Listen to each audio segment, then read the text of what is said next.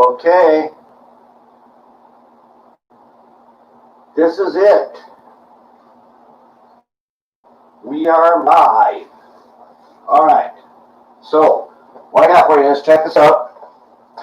Now, this track here, painted yesterday. This is a wet palette. All right. The wet palette is constructed of 4 layers of paper towel and 1 layer of baking parchment. And then I put some distilled water in here. And I drop this craft paint on there. And then I can paint from here. And I paint some track. And then I let it go ahead and sit overnight. And see, I can put this cover on here. Now I'm good to go. I can come back to this later, same colors, and pick up where I left off. And stop it at any time. All right, so now what we got to do, we're going to clean some track. Here's the painted track, right? I'm using sanding block. Yes, you're using a sanding block. Important. Because what we're going to do is we're going to clean this rail. We're going to sand it. And then I'm going to coat it with an anti-oxidant called OxGuard. Got it at Lowe's. It's like $4 or something like that for a tube that lasts you literally years. Okay, let's just set that off the side. All right, so now I'm just going to go ahead and start sanding back until it looks nice and shiny and all the paint is off of it. And I've used sandpaper, but I'm telling you right now, a sanding sponge is way easier.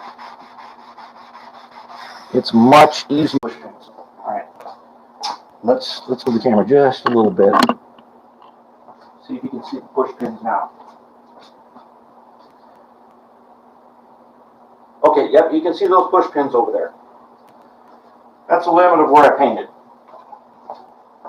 So let's move back in so you can see a little closer some of the rail. Now those switches right there that you're looking at are brass.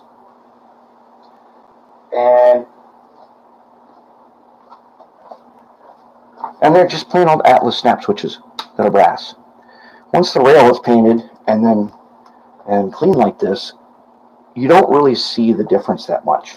As long as the rail is all blended together.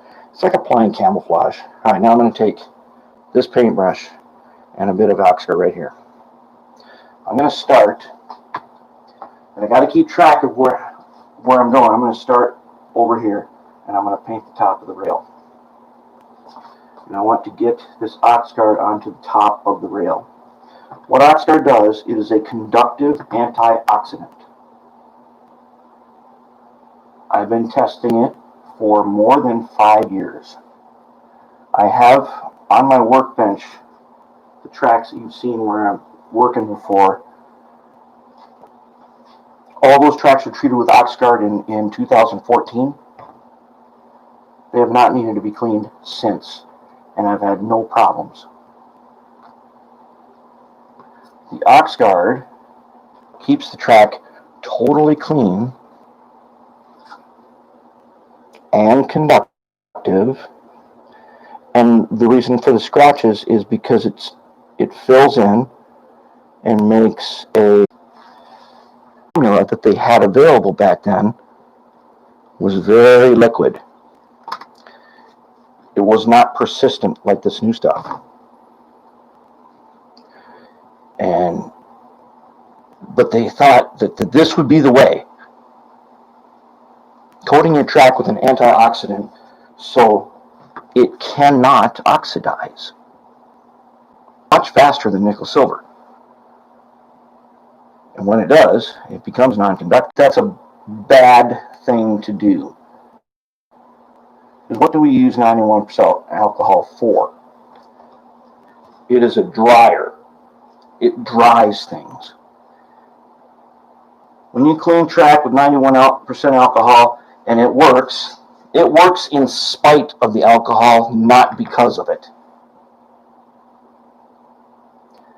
All you are doing is you may be cleaning some stuff off the surface, but you are drying that rail. And then what happens? Well, what happens is, you've heard this, people are like, oh, you got to change to all metal wheels. Plastic wheels, they're the culprit. No, they're not the culprit. And no, they do not shed. Plastic wheels are made of Delrin. Delrin is a machinable material. Machinable materials do not shed.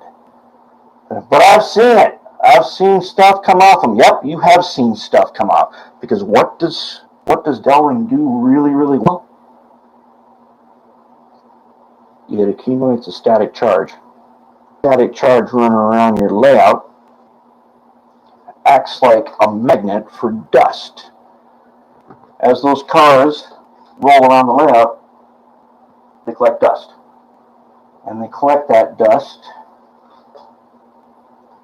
onto the wheels, which then basically act like a steamroller, and they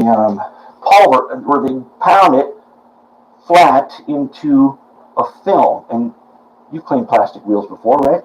You've seen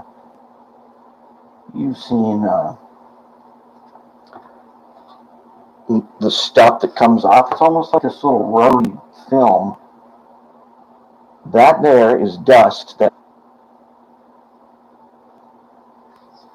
And by drying the track, you are accelerating the static charge. You're making an ideal environment to accumulate a static charge. So that's a bad thing. You don't want that. So what you do want is you want this ox guard that makes it dry. It's conductive. Makes a dry film. And because we got scratches, we're filling in. The rail head itself then is slightly softer than the wheels run across the hard rails. And people are like, oh no, it's going to get on the wheels and it's going to collect stuff. No, it doesn't. I've been testing it since 2014, and I haven't yet to have that happen.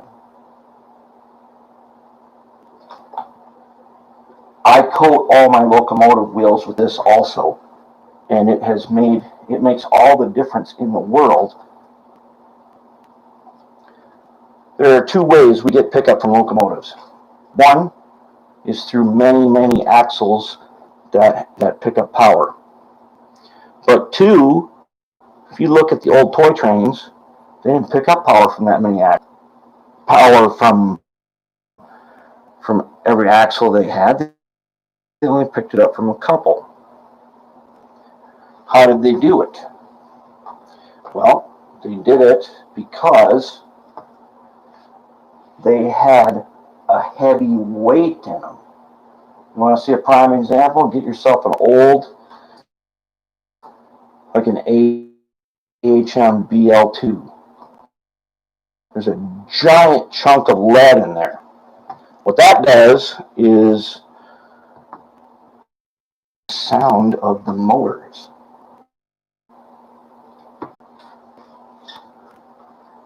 And my tracking bar. It's got a spotlight. Alright, so the track got clean. What I do is it's weighted, and I roll it down the track. If the track ain't clear, the light will flicker